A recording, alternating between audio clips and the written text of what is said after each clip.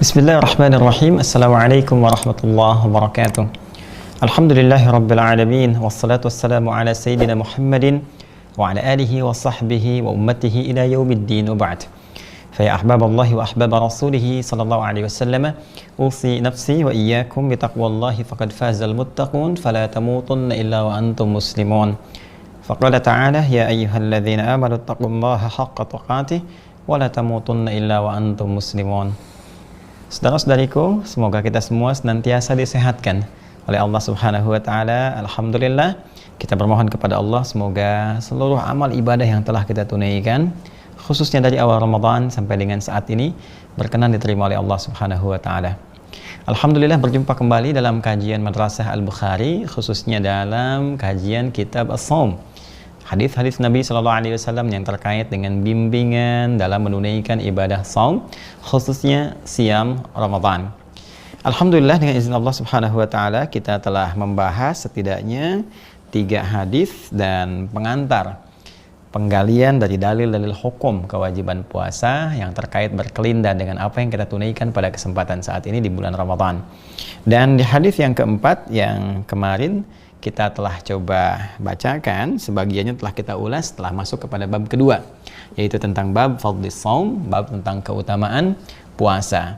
Dan kita telah bacakan sebagian dari nomor hadis 1894, susunan dari awal hadis Al-Bukhari sampai dengan ke bab ini, dan di kitab Shaum ini hadis urutan yang keempat. Ya, saya bacakan kembali untuk mengingatkan, setelah itu kita coba sambungkan penjelasan di pertemuan yang lalu.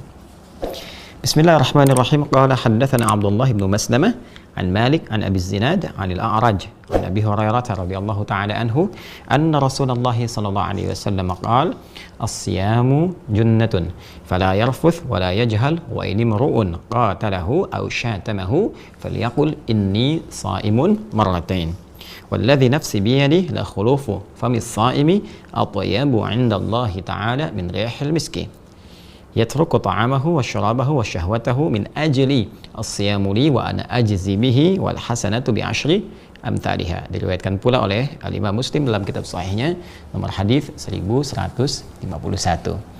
Di pertemuan yang lalu kita telah uraikan bahwa hadis ini akan menunjuk kepada kita keutamaan dalam penunaian ibadah siam, khususnya Ramadan yang sekarang kita tengah tunaikan bersama-sama, sekaligus menunjuk pada parameter tingkat keberhasilan siam seorang hamba, puasa insan beriman. Jadi kalau kita mau mengukur sampai dengan hari kelima Ramadan ini, di hari Sabtu ini, apakah siam kita berhasil, termasuk qiyam kita malam harinya berhasil, maka hadis ini bisa dijadikan salah satu acuan. Ingat ya, Nabi pernah mengatakan, dan ini sering saya sampaikan bahkan dalam madrasah Imam Al-Bukhari di kitab Shaum, bahwa Nabi pernah menegaskan rubba sha'imin laisa lahu min siyamihi illa al-ju' wal 'atash. Ya, tidak sedikit didapati orang-orang yang puasa itu tidak mendapati apapun dari puasanya, siamnya, kecuali rasa lapar dan haus saja. Wa rubba qa'imin laisa lahu min qiyamihi illa as-sahar. Dan sementara ada orang yang menunaikan qiyam di malam harinya tidak mendapati apapun dari qiyamnya. Tidak ampunan dari Allah, tidak juga pahala, tapi disayangkan hanya capek berdiri begadang saja. Baik, tentunya kita tidak mengharapkan hal demikian. Karena itu bagian pertama, seperti kita bahas di pertemuan lalu, ukuran benarnya puasa seseorang, maka di sini diwakili oleh kata as-siyam. Ya, as-siyamu junnatun, puasanya mesti ditunaikan dengan benar seperti kami sampaikan. Mohon izin yang baru bergabung bisa menyimak ya di rekaman sebelumnya, dan penting untuk dicatat dengan baik sehingga di situ ada turunan-turunan evaluasi untuk kita semua. Baik, as-siyamu tidak disebutkan kata siyam seperti pernah kami jelaskan, kecuali menunjuk pada puasa yang mengacu pada hukum-hukumnya, aturan-aturannya, berbagai ketentuannya.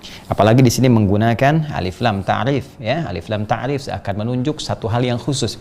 Jadi kalau kita ingin mendapatkan keistimewaannya lulus dalam puasa, maka indikatornya adalah puasanya harus ditunaikan berdasar aturan-aturan yang ditetapkan oleh Allah Subhanahu wa taala dan juga ditetapkan ya, didetilkan oleh Nabi Muhammad SAW sebagai penjelas aturan-aturan Allah Subhanahu wa taala.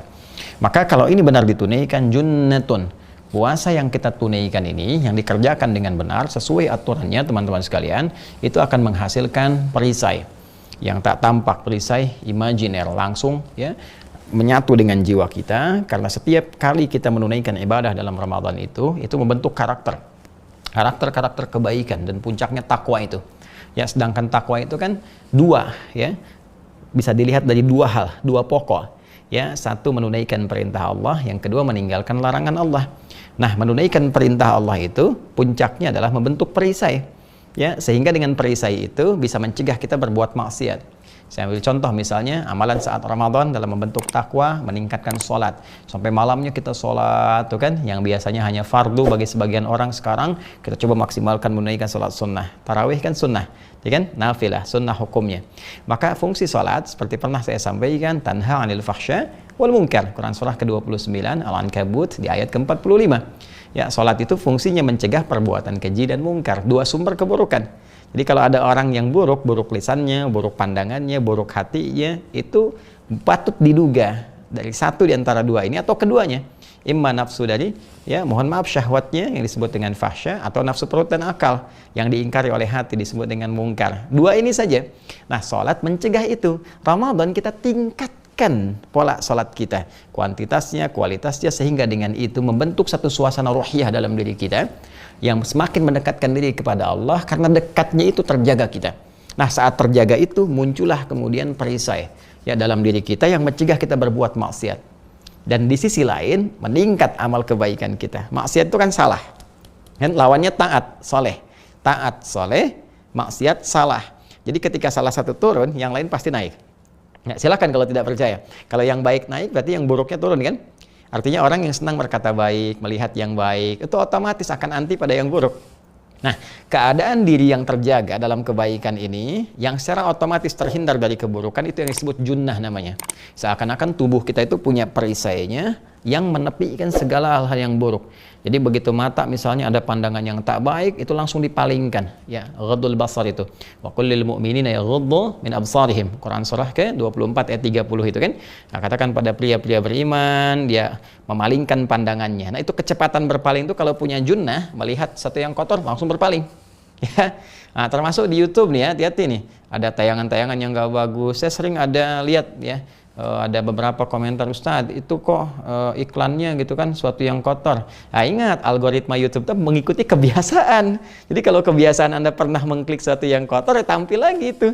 Ya, itu koreksi untuk kembali ke masing-masing. Tapi kalau kita biasanya klik yang baik-baik gitu kan, klik tentang Quran, klik tentang motivasi, tentang sedekah, tentang macam-macam, ya itu yang hadir itu, algoritmanya menyesuaikan. Ya, baik, bahkan nanti bisa ikut ke handphonenya loh, hati-hati loh ya. Ikut ke handphonenya, dari apa yang sering kita akses, kita buka itu sering nanti muncul di beranda kita dan sebagainya. Nah, kalau punya junnah itu kita terarahkan pada yang baik.